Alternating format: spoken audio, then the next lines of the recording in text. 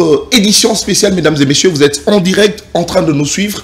Merci de la confiance que vous continuez à renouveler à la chaîne de l'excellence et du professionnalisme, surtout à votre magazine que vous aimez tant suivre avec de personnalités politiques que nous recevons pour décrypter, analyser, faire de lecture sur des sujets d'actualité, raison pour laquelle aujourd'hui nous sommes heureux de recevoir pour vous sur ce plateau de l'édition spéciale une personnalité politique, une personne spéciale justement, personnalité politique et cadre du Front commun pour le Congo, les FCC, la famille politique de Joseph Kabila Kabange, bien qu'on nous a interdit de parler de lui, de parler de ses activités sur ce plateau, mais nous allons revenir avec lui, décrypter en tout cas l'actualité au cours de ce plateau, de cette émission justement pendant pratiquement 1 heure. Vous savez, le CESAC a pris une décision, une mesure conservatoire interdisant toute diffusion des activités de Joseph Kabila, toute activité du parti politique PPRD de Joseph Kabila. Aussi, le CESAC nous interdit, nous, médias, journalistes, de recevoir sur de plateaux de télévision de membres et cadres du parti politique PPRD de Joseph Kabila. Pourquoi?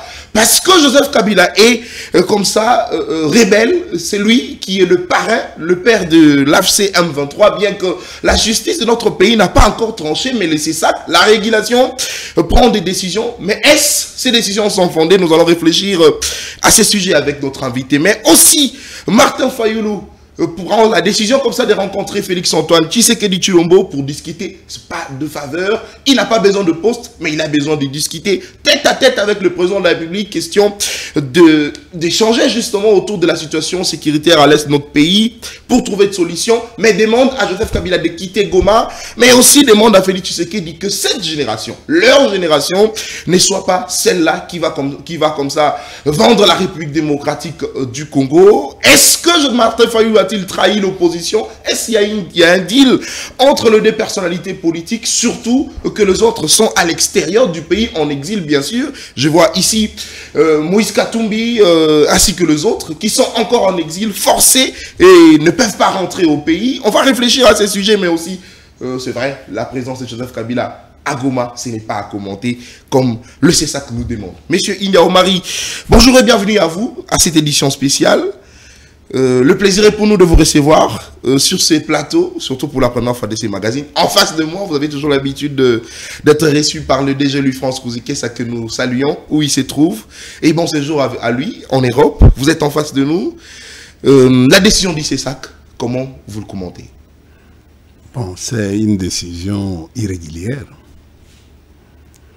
Une décision qui répond à l'article 28 de la Constitution. Je ne sais pas si vous pouvez lire l'article 28 de la Constitution qui dit au fait, nul n'est tenu d'exécuter un ordre manifestement illégal.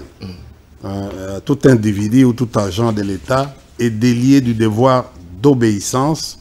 Mais ici, on nous demande à ce que nous puissions boycotter, nous puissions de ne pas obéir à un ordre illégalement, au fait qui est manifestement illégal.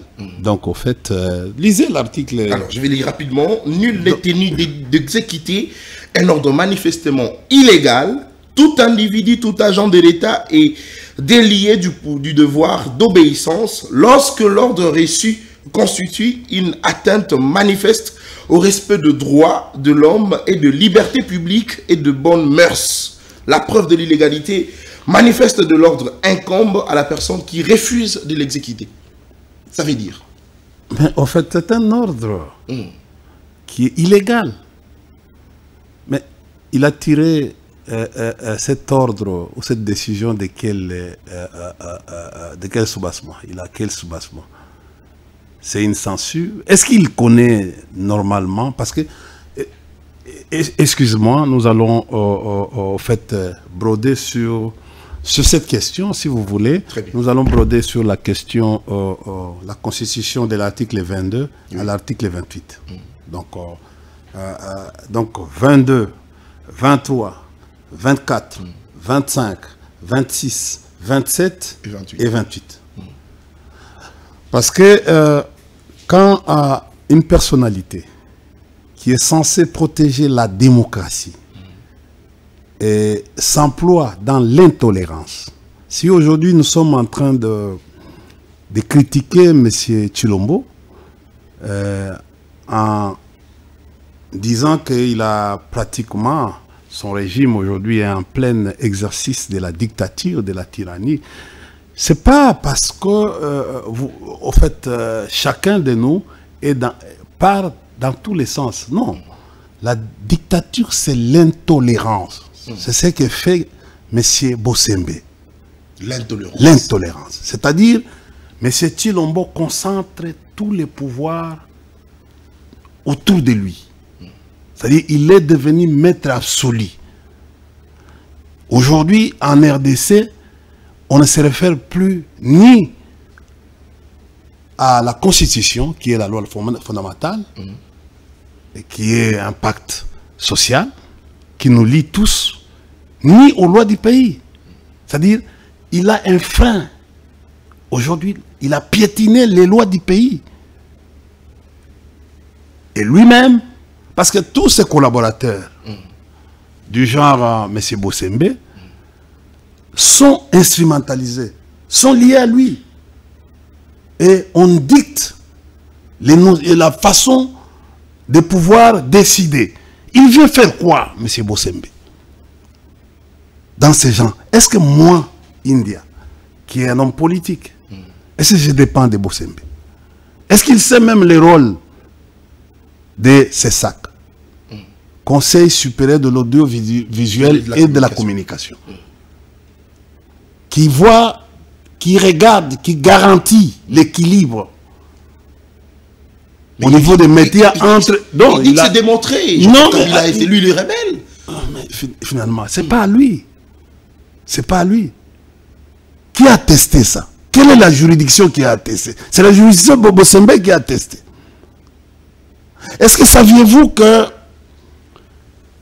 même chez vous, pour que Bossembe prenne une décision, il ne doit pas prendre une décision seule, il doit prendre une décision au niveau de la plénière. C'est la plénière qui doit prendre. Et les rapporteurs prononcent. Ils parlent au nom de ces corps, qui est corps institué. N'est-ce pas? C'est vraiment un corps d'appui à la démocratie. C'est ça, non? Très bien. Une institution d'appui à la démocratie. Voilà la mission. J'ai compris maintenant que M. Bossembe n'a pas fait les sciences de l'information et de la communication. C'est maintenant que je viens de... Il est journaliste? Non, non. De formation, bien sûr. Bon, non, pas de formation. Il n'est pas de formation. Il n'a aucune pièce qui détermine qu'il est de formation. Quand vous regardez des choses comme ça, il n'a aucune. Je mets quiconque au défi de présenter un seul document qui atteste qu'il est journaliste. Moi, je l'ai connu à la RTG. D'abord, comme animateur, je ne vais pas aller trop loin. C'est quelqu'un qui est familier à moi. Et souvent, il m'appelle Kouloutou. Beaucoup de respect. Mais il est devenu dictateur. Bon, écoutez, c'est l'ivresse du lait. C'est un garçon intelligent, oui. Il est intelligent. Mais, je crois que non, il va en Quintendo. Oui. Et où soit. Il profite des mécanismes, parce que j'ai appris même que sa famille est en train de chercher les documents de résidence. J'ai appris ça par vos journalistes. Vous, journalistes. Sa famille est en train de rechercher les documents de résidence. Où? En Europe ou en... Oui, mais apparemment, sa famille n'est pas ici. D'après les racontars que nous sommes en train de suivre sur les réseaux sociaux. Qu'est-ce qui se cache? Bon, on ne sait pas. Mais rentrons au vif du sujet. Très bien. Les missions de ces sacs, chers frères, il ne faut pas qu'au fait, principalement, c'est de garantir la presse et de protéger cette presse, c'est-à-dire les conseils supérieurs de l'audiovisuel, quand nous avons créé à Sun City, c'était pour garantir et protéger la presse contre un pouvoir dictatorial. Très bien. Parce que les pouvoirs, ce n'est pas un instrument pour museler la presse. Non, c'est un instrument de garantie au niveau de la presse. Très bien. Qui vient réguler tout ce qu'il y a comme désordre, un problème d'éthique et d'ontologie au niveau de la presse. Ce n'est pas un instrument aujourd'hui comme une gendarmerie, comme il veut instituer cet organe d'appui à la démocratie. Non, c'est pratiquement un instrument qui vient réguler. Mais lui commence à faire la censure. Il quitte ses missions et lui, il veille, cet instrument-là, veille au respect strict au niveau de la presse. Bon, pour que les uns et les autres aient suffisamment l'information équitable au niveau des partis politiques. Très bien. Dis-moi. Mais lorsque l'autorité... Dis-moi. Le du parti politique peut perdre accusé par les gouvernements. Mais ce n'est pas... de mèche avec le... Mais ce n'est pas... Lui n'est pas... À son niveau de régulation, il va accepter que les activités peut perdre. Mais on lui... Que Kabila puisse être diffusé. On ne lui demande pas que le gouvernement lui dicte ce qu'il doit faire. Lui sait ses missions, qui sont des missions régaliennes. On lui s'appuie. Lui doit s'appuyer à l'équité. Est-ce que moi, India, aujourd'hui, nous avons l'accès à la RTNC toutes ces années depuis que la dictature est commencée? Sauf on a vu le discours de Martin Fayulu être diffusé. Et pourquoi on n'a pas diffusé les discours du président Kabila et les discours de Moïse Katumbi? Et pourquoi on ne les diffuse pas? Pourquoi on ne les commente pas? Parce qu'ils sont accusés, justement. Mais non, mais ils sont mèche avec l'ennemi. Ah, bon, oui. Supposons qui l'acquise? Qui acquise? Le gouvernement congolais. Mais quand on t'acquise, vous devez avoir l'accès, c'est à la défense. Pourquoi on ne donne pas l'accès aux autres de se défendre? Parce que l'accusation ne signifie pas qu'on a engagé les procès et qu'il y a eu une sentence et un verdict qui est... D'ailleurs, la faute de ces sacs, il y a un chapitre qu'on appelle interpellation. Avant une quelconque décision au niveau de la du CESAC, la personne qui est accusée doit répondre.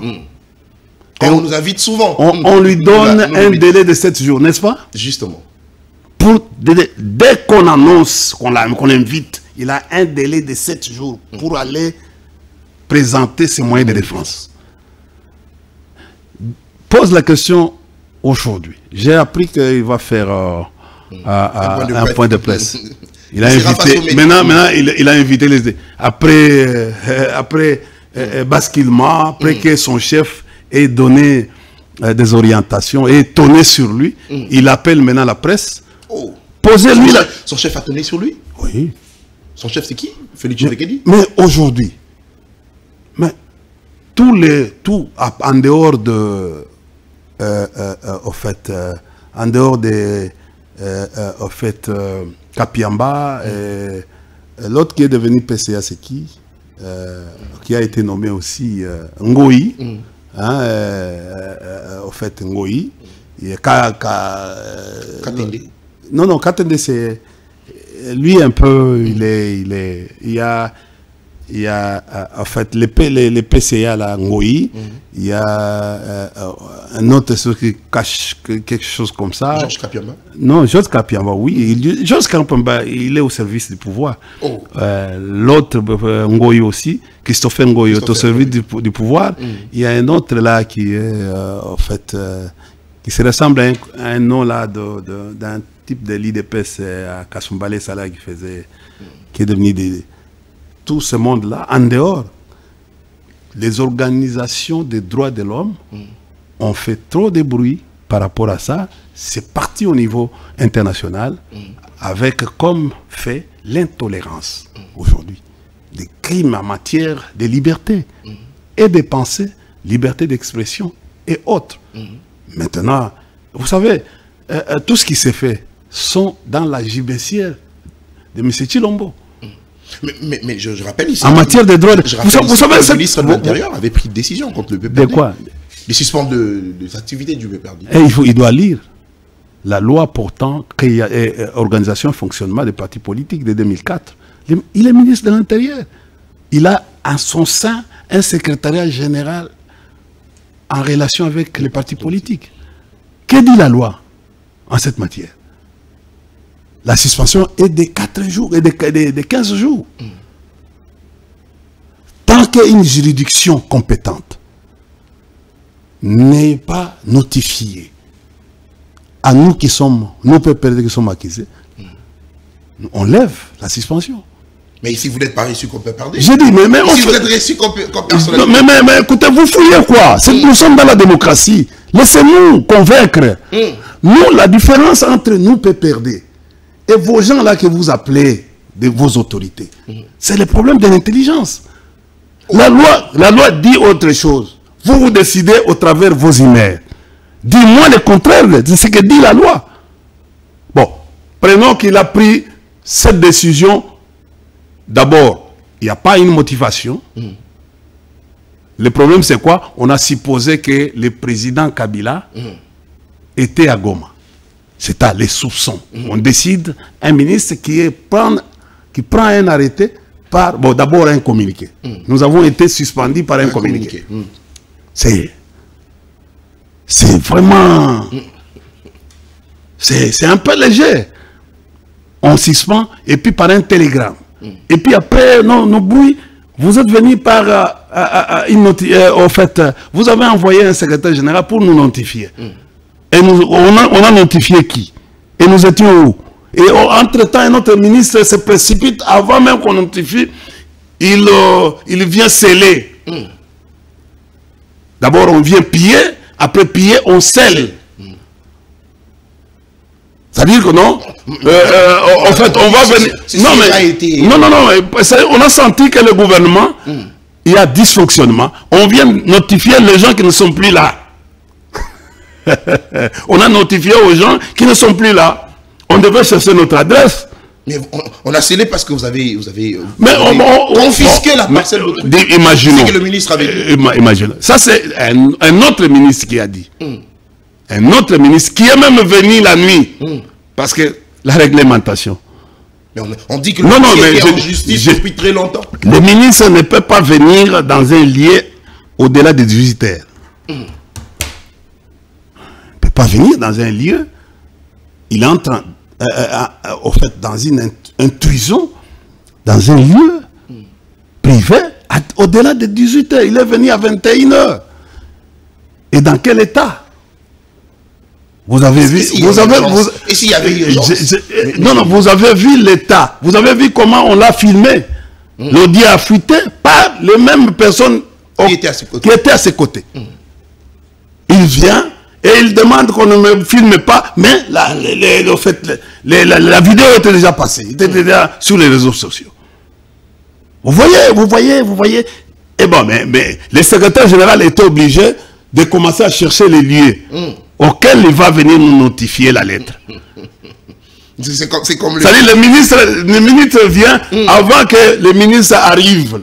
On commence d'abord par piller, et puis après pillage, on vient avec l'Air Force du Progrès, on vient après pour dire que non, on a déguerpi. On a déguerpi comment les gens? On a déguerpi les gens comment? Sans la... Est-ce que vous connaissez en fait, les propriétaires de cette maison-là, cet immeuble, cette maison? Est-ce que vous citez le nom d'une dame là? Qui?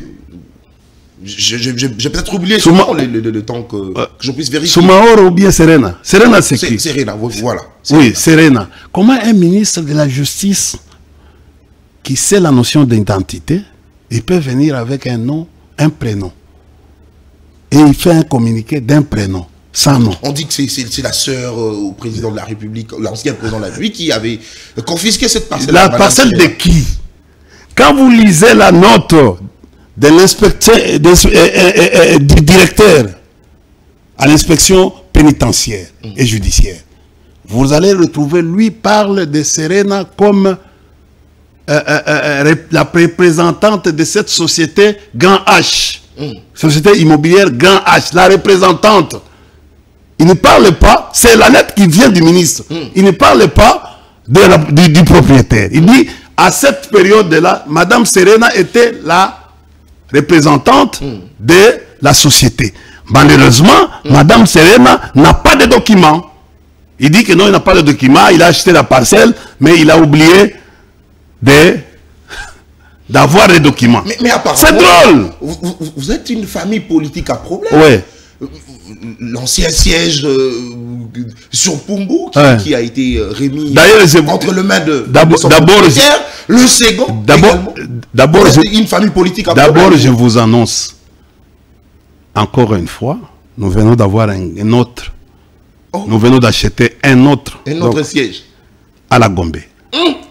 Est-ce que c'est pas spolié? Non, je dis, je vous annonce encore. Donc bientôt, en dehors de ce que de leurs manœuvres, parce que nous voulons arriver au bout avec ces gens ici. On va les mettre tellement mal à l'aise. En train de défier le... Je dis, on va les mettre tellement. Je vous annonce que le siège est déjà là. En attendant, parce que d'abord, même les sièges de Pumbu, nous avons des documents. Nous avons les certificats d'enregistrement. Cette parcelle n'a jamais été querellée. Comme c'était le cas. Vous vous rappelez encore avec l'affaire GLM. C'est pour qui aujourd'hui? Après tous les bruits que vous avez entendus. Ouais, c'est ça le Kabila. Kabila, c'est un homme silencieux. Tout le monde aujourd'hui ne parle plus de GLM. Ça appartient à qui? Qui peut encore lever la main? Après avoir... Vous êtes allé à la justice, vous avez trouvé que le document appartient au président Kabila. GLM est là, personne n'y va. Parce que vous avez... C'est ça. Le régime aujourd'hui, c'est un régime sensationnel. C'est un régime de buzz. Il est là.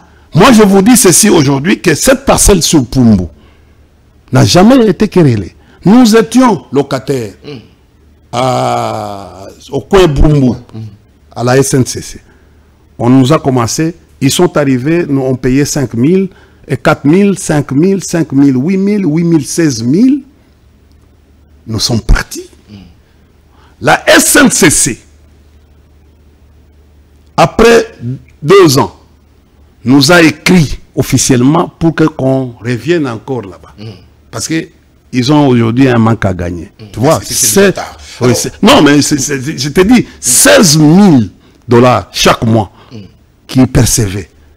Mais aujourd'hui, ça devient une maison de chèque. Oui.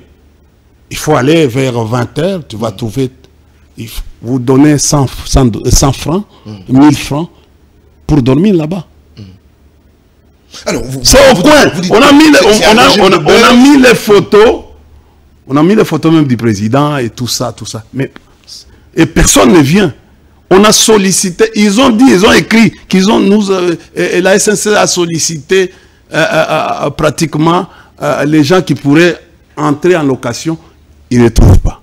Un régime de buzz, un régime dictatorial, aujourd'hui, tyrannie. Mais est-ce que si on essaye de comparer avec ce que vous aviez fait aux Congolais lorsque vous étiez au pouvoir? Oui, nous avons fait quoi? Nous avons fait quoi? On vous a à tout moment accusé d'avoir... D'avoir fait quoi? D'avoir misé les... Vous avez vu les journalistes, les opposants. Nous parlons de quoi?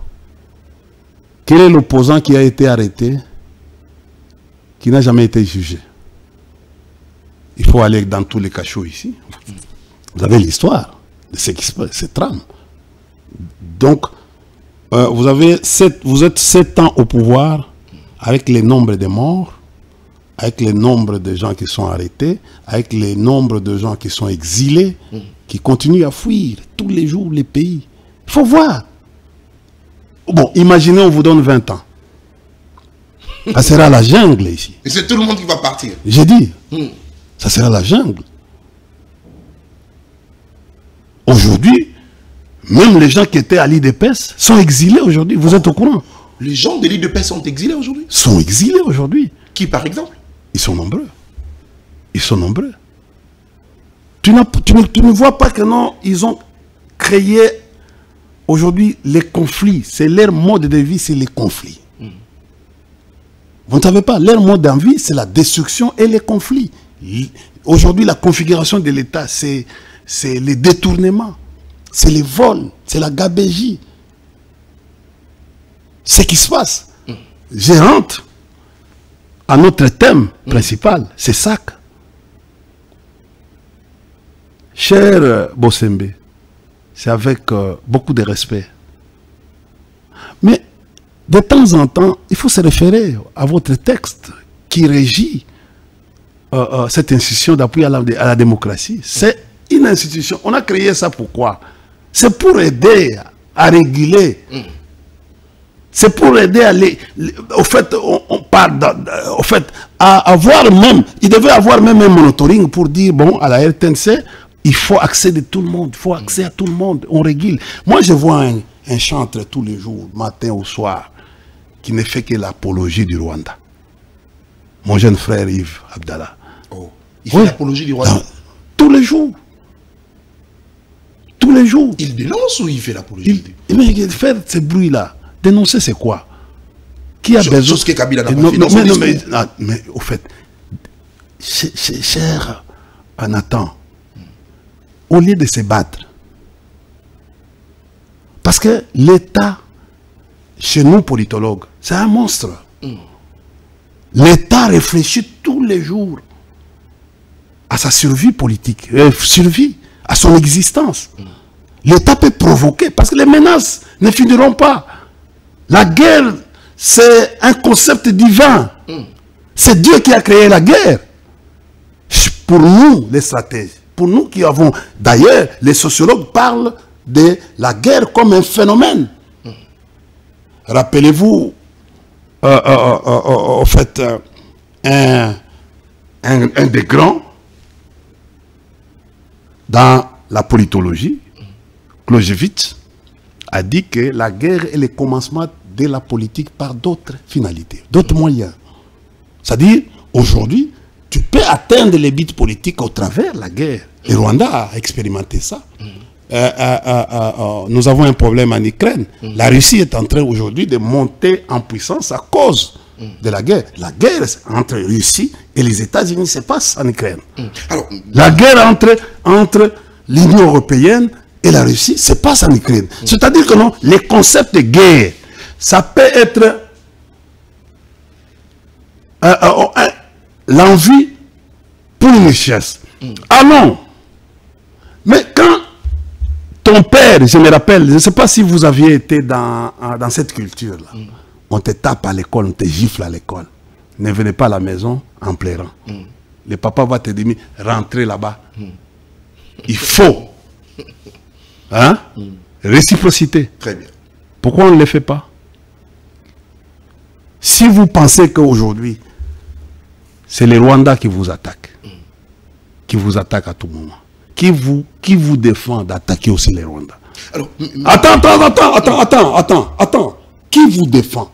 Parce que l'article, tu peux lire l'article 86 de la Constitution. Parce que tout le monde parle aujourd'hui de l'agression. Vous savez, l'agression signifie quoi?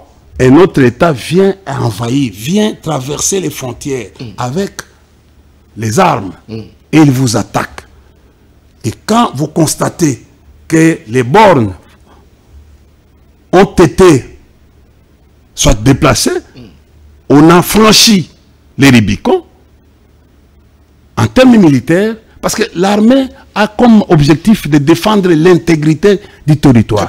Le président de la République a comme rôle à l'international de défendre l'intérêt national. Le fait que notre souveraineté est entachée, notre territoire est aujourd'hui envahi, qu'est-ce qu'on fait? On recourt à la réciprocité. Très bien.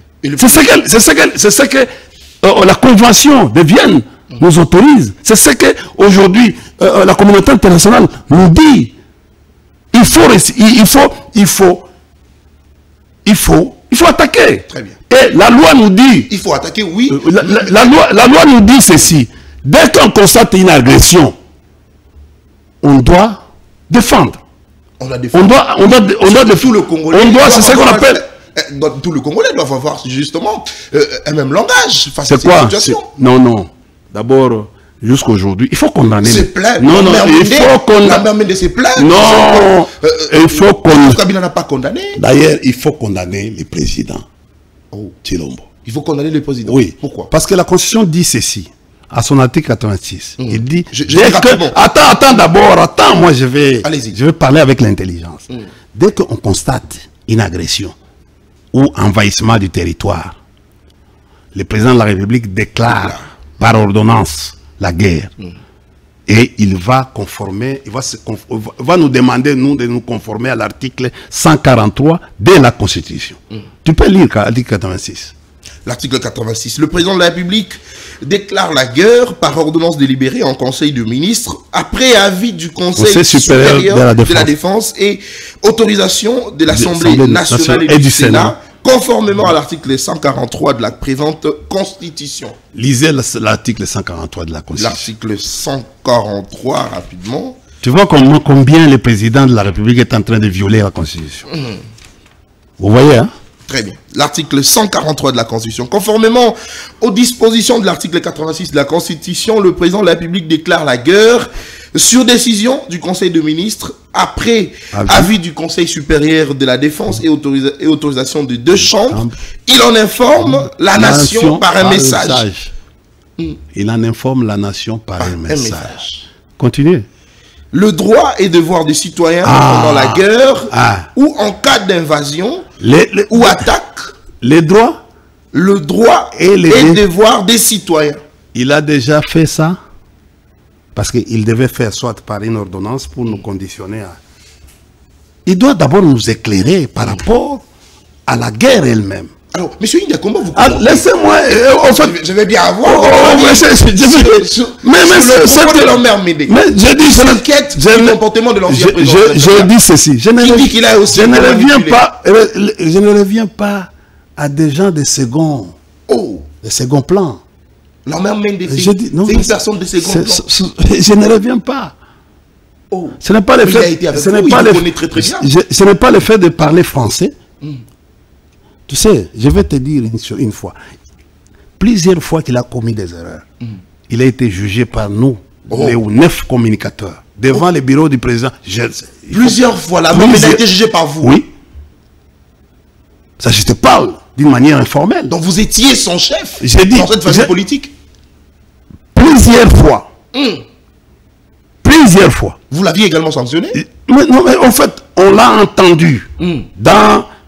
au fait, à l'époque, tu sais, la communication, les communicateurs que vous voyez aujourd'hui avaient une puissance. Parce que c'était notre affaire. Au fait, à l'époque, on faisait tout. Parce que nous étions des fervents du président. Et la plupart des problèmes de la population, c'est nous qui les portions. Et on veillait aux ministres. Par rapport, on veillait aux ministres. On allait là-bas, par exemple, les ministres nous donnaient trimestriellement ou, je vais dire, trimestriellement, les révolutions. Et on travaillait encore. Parce que nous étions aussi, en quelque sorte, des gens qui pourraient remplacer les ministres à tout moment. Et à chaque fois, il y a eu des égarements. Parce que nous, c'est nous, au fait, qui, de temps en temps, qui allaient vers la masse pour écouter. Et quand on revient, on nous pose des questions par rapport. Et on était là en train de... Est-ce que vous étiez en train de le dicter? Est-ce que vous étiez pas dicter, c'est-à-dire essayer de conseiller le ministre par rapport à ce que veut la population. Il a parlé de la manipulation. Quelle manipulation? Disons qu'il était manipulé par vous. De quoi? De quoi? Il condamne. Regardez tous ces... Vous savez, tous ces gens-là qui sont en train de bavarder aujourd'hui. Tous ces gens-là. Ils viennent d'où? Des CC.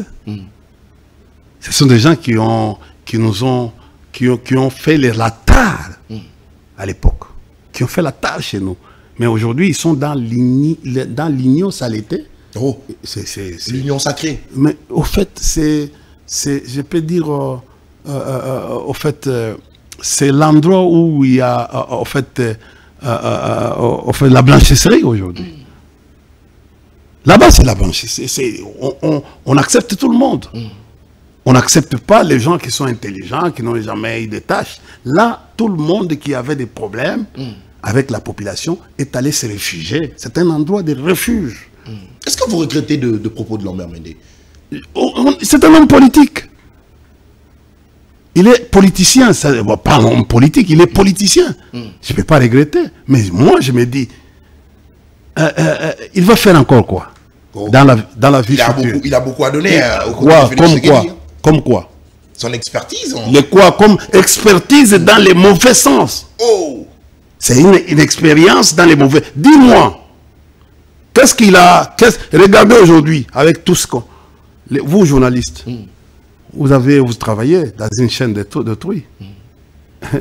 Vous n'avez aucun document. Il a laissé aucun... C'est lui? Oui, c'est Lambert Mende? Mais il avait fait beaucoup de réformes. Il devait assainir aujourd'hui son secteur. Il a laissé quoi en termes de réformes au ministère de l'information et de la communication? Bien qu'il ne faisait rien, il était plus dans les points de presse, et vous connaissez avec l'argent qui sort dans cette histoire. Oh. Il a eu beaucoup d'argent dans ce qu'il faisait comme point de presse. Écoutez. Vous pouvez pas parler ici d'un détournement. Également l'argent. Moi, je ne parle pas de détournement, parce qu'aujourd'hui, c'est l'image qu'on donne. Je ne sais pas comment il justifiait ça. Je ne sais pas. Quand vous étiez en train de l'entendre, vous n'aviez jamais posé des questions de savoir comment... Nous l'avons entendu sur des faits. D'autres faits. On n'a jamais entendu sur cette histoire de... Moi, je sais que non, l'argent, à chaque point de presse, l'argent sortait. Est-ce qu'il faisait bien ce point de presse? Est-ce que vous étiez d'accord avec lui? Est-ce que le chef, à l'époque... Il est politicien. Il est politicien. Il trompait la population. Je dis ceci. Avec des chiffres? Mais nous ne sommes pas... Vous ne m'avez pas invité pour parler d'un transhumant. Il vous a dit qu'il est parti là-bas. Aujourd'hui, je crois qu'il va dire le contraire. C'est Kabila qui l'a envoyé là-bas.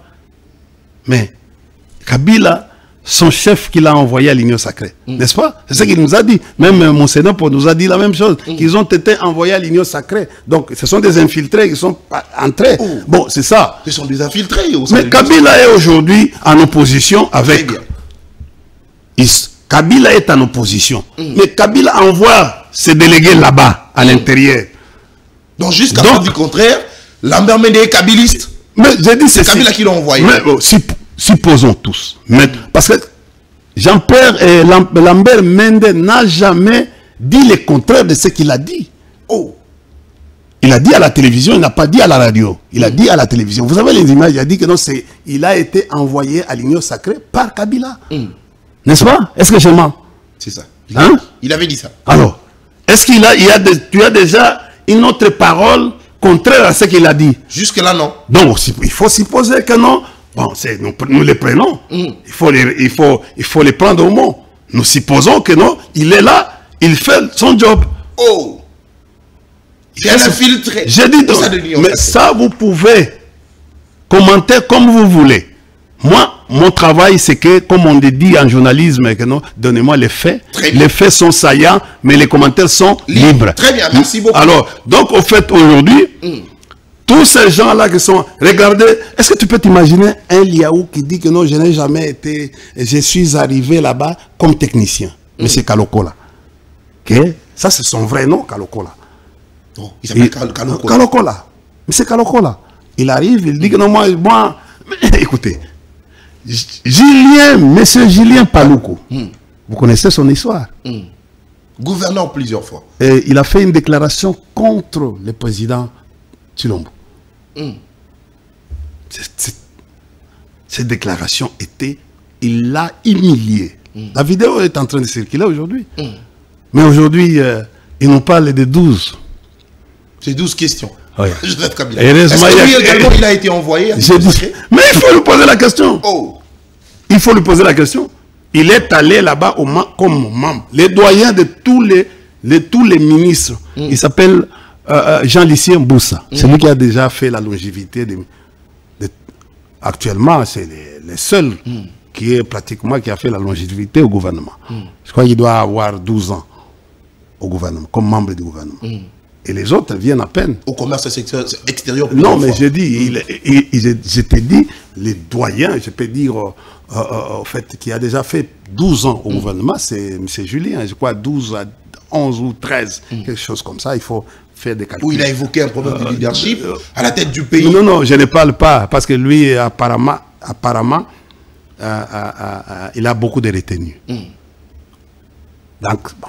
Non, on peut dire aujourd'hui que l'Union sacrée est remplie des kabylistes.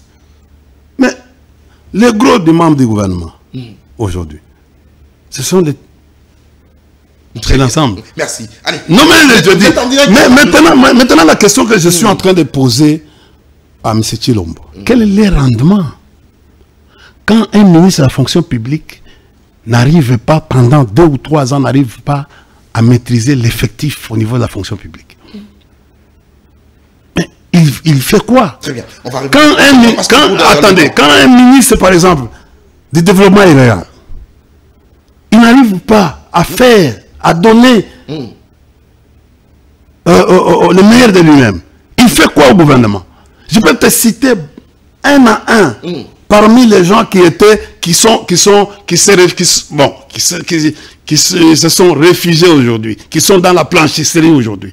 Ils sont, au lieu de laisser la place, par exemple, de laisser la place à l'IDPS, parce que l'IDPS a quand même souffert. L'IDPS doit agir. Aujourd'hui, on a quand même ces gens ici, au fait, qui ont quitté le FCC, ont rempli les places des gens de l'IDPS. Même au niveau du cabinet, ils sont là. Mais ils font quoi? Ils donnent quoi? Est-ce qu'ils sont infiltrés? Alors, mesdames et messieurs, vous êtes en train de nous suivre. C'est à vous. Moi, c'est à vous de commenter. Très bien. Mais ce que je vous demande aujourd'hui, il est regrettable qu'un jeune, comme un président du CESAC, même si il y a eu un problème d'abord au début, avec tout ce qui s'est passé pour sa nomination, aujourd'hui, déjà au niveau du CESAC, il prend les décisions seul, au lieu que la plénière. Vous savez, d'ailleurs, le CESAC ne fonctionne même pas. Vous êtes au courant qu'il y a un problème. Il y a un problème. Même d'organisation, même de fonctionnement au niveau. Il y a un problème, mais sérieux. Bon, il décide aujourd'hui sur base de quoi? Très bien. Allez, vous êtes en ces décisions aujourd'hui. D'abord, on doit poursuivre, monsieur. Attendez, je voudrais dire que ce SAC, dans son fonctionnement, ne peut jamais prendre une décision sans interpeller quelqu'un et la personne doit venir répondre après une invitation. Moi, India, à qui M. Bossembe me demande de ne pas arriver ici, de ne pas être bon, c'est sur base de quelle loi? Et est-ce que j'ai été jugé? J'ai commis quoi? Et j'ai fait l'atteinte aux mœurs, ou c'est un problème de... Moi, je ne suis pas journaliste. Très bien. Si le CESAC est là, d'abord, pour te garantir, il n'arrive même pas à m'aider sur le plan. Je n'ai pas l'accès aujourd'hui. La décision qu'on a prise au niveau de la présidence, c'est de ne pas nous accepter. D'ailleurs, la chance aujourd'hui pour que les discours de Fayoulou passent à la télévision, d'abord... On entre sur ces dossiers. Allez, vous êtes en direct en train de nous suivre. Merci de continuer à rester fidèle, de nous aimer, de commenter justement et de partager cette émission qui est très suivie de partout à travers la République. Monsieur India Omari. Et avec nous sur ce plateau, il n'est pas peu perdu. Une personnalité politique. Il ne faut pas avoir peur. Au sein de la famille. Non, non, je vais te On n'a pas peur. Non, je vais te tranquilliser. Les médias les plus forts au monde, c'est les Twitter. Très bien. Là où nous faisons très mal. Très bien. Parce que nous savons que le président M. Tshilombo est là. Et c'est là où nous l'attaquons, nous le critiquons sérieusement. Très bien. Si aujourd'hui, la rencontre entre les deux personnalités, le président de la République et l'opposant Martin Fayoulou, comment vous le commentez déjà? Est-ce qu'il y a un deal? Fayoulou a-t-il trahi l'opposition? Parce que récemment, vous venez de signer un communiqué conjoint et après, lui, il demande, par après, de rencontrer Félix Tshisekedi. Il vous a trahi, vous? Écoutez, c'est un politicien. M. Fayoulou, c'est un politicien. Quand, en fait, M. Fayoulou était allié au MLC, c'est sa voix qui a fait à ce que Adam Bombole puisse perdre la gestion du gouvernement, au gouvernorat de la province. Vous connaissez, c'est un homme de deal. Oh, Fayoulou, c'est un homme de deal. Oui. Rappelle-toi, M. Chilombo avait dit à Genève que non, en fait, il avait dit quoi les changements s'appellent Martin Fayoulou. Les changements s'appellent Martin Fayoulou. C'était des deals. Pas Sinayo, pas Sinangaï. Pas tout ça. Aujourd'hui, nous sommes dans une reconfiguration de la Mouka. Au niveau de la configuration. De Genève. Oui. Non, sans Katumbi maintenant. Oui, sans Katumbi qui est avec vous. Non, Katumbi est avec nous. Il a compris. Il ne va pas être blessé plusieurs fois. Il a compris, il ne viendra pas. Là où il y a la duplicité, les gens, les peuples congolais commencent même à comprendre aujourd'hui. Donc, en fait, ce qui se passe, c'est quoi? Il faut suivre les indicateurs politiques, chers amis. Il faut commencer petit à petit à faire une analyse sur base des indicateurs politiques. Et quels sont les indicateurs politiques, M. Indegui? Essayez de nous expliquer. Est-ce que vous avez des informations comme quoi vous pourrez devenir Premier ministre de Tshisekedi? Écoutez, d'abord, regardez ce qui s'est passé. On manque l'argent pour aller à la campagne. En 2023, on dit on ne va pas. On part aux États-Unis, vous avez des explications que non, ces élections n'auront pas. Ils ont fait l'élection à la cavalière, c'est-à-dire que les machines étaient déjà distribuées dans les maisons. L'élection avait déjà été organisée avant la date. Nous, on avait toutes les informations. Les machines étaient déjà... Les gens avaient déjà voté avant les jours des élections. Nous, on avait déjà tout. Et Fayoulou qui demande à son décidé de ne pas aller aux élections. À la dernière minute, il s'est fait candidat. Il a eu l'argent où? De la caution. C'est une question qu'il faut se poser. Je veux vite. Sûrement, il a investi. Je veux vite. Il a été député national. De quoi? Député provincial. Il a quand même de moyens.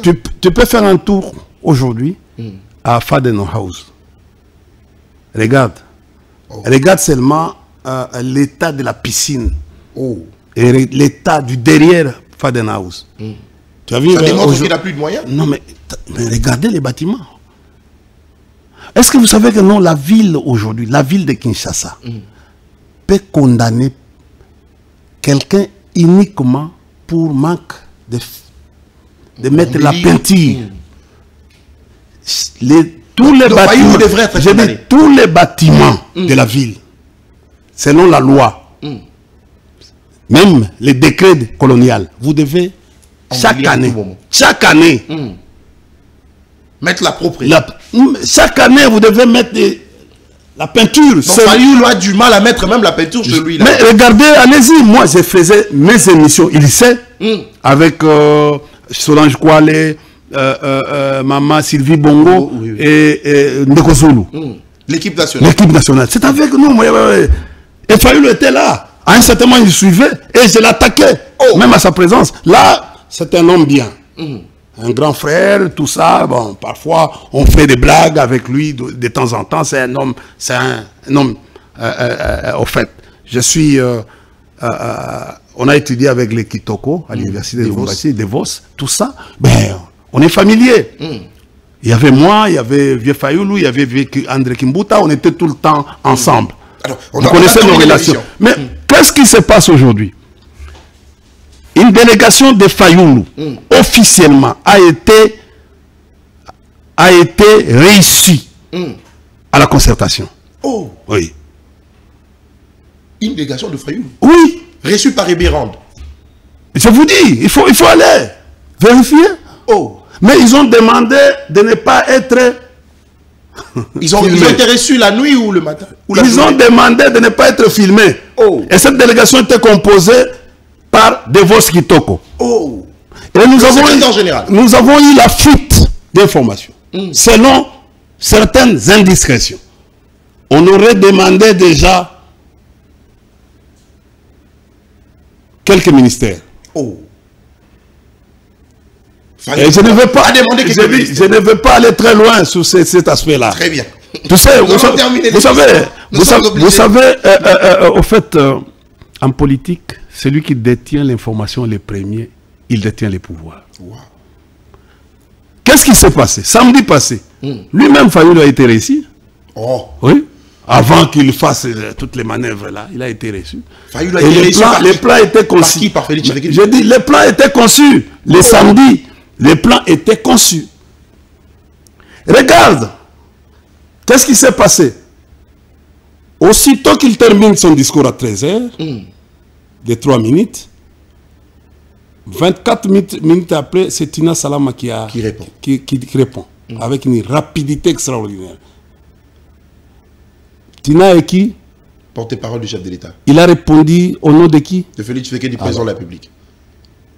Tu comprends? Tu comprends Et c'est pour la première fois, regardez tous les discours.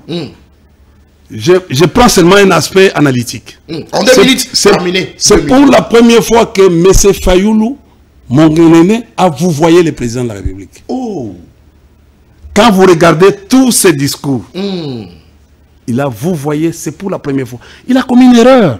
Mais c'est Devos. Je veux vous rencontrer. Oui. Il va rencontrer son chef.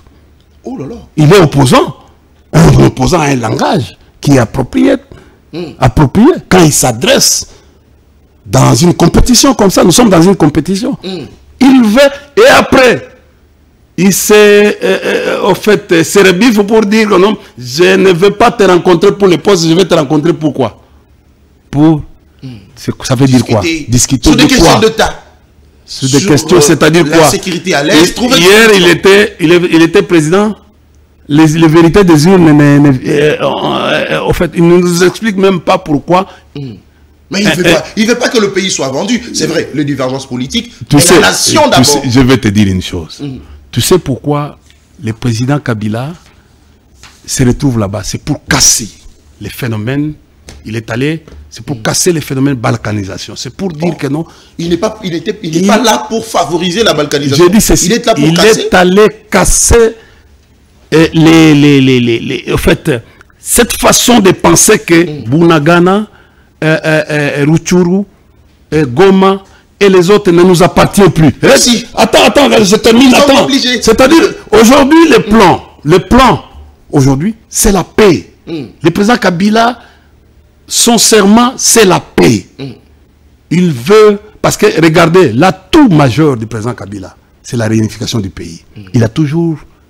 C'est credo. Rappelle-toi, quand il a pris le pouvoir en 2001, son premier serment, c'est d'aller, il va circuler partout pour le retour de la paix. Et le premier acquis, qui n'est pas quantifiable, du président Kabila, c'est la réunification. Merci. Il a trouvé le pays en morceaux, il a réunifié. Aujourd'hui, nous avons le devoir, toi et moi, et le président Tshilombo, de nous mettre ensemble. Très bien.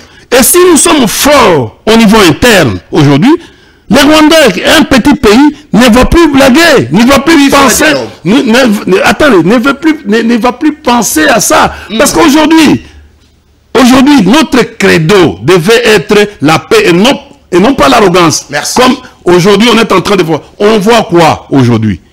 Ici à Kinshasa. C'est l'orgueil et l'arrogance. Merci beaucoup, monsieur Idiaouma. Oui. Pourquoi on n'est pas humble? On n'est pas humble. On se dit aujourd'hui que non, j'ai échoué en tout. Ici à Kinshasa, pas de route. Les embouteillages. Pas d'amélioration des conditions de vie. J'ai échoué. Merci. Il y a un problème d'insécurité. Mettons-nous ensemble. Au lieu de calculer India. Si aujourd'hui on vient, on te tue, Nathan. On vient, on t'arrête. On vient, on te fait du mal. on vient, on pense à toi. Mais vous pensez que non, en faisant ça,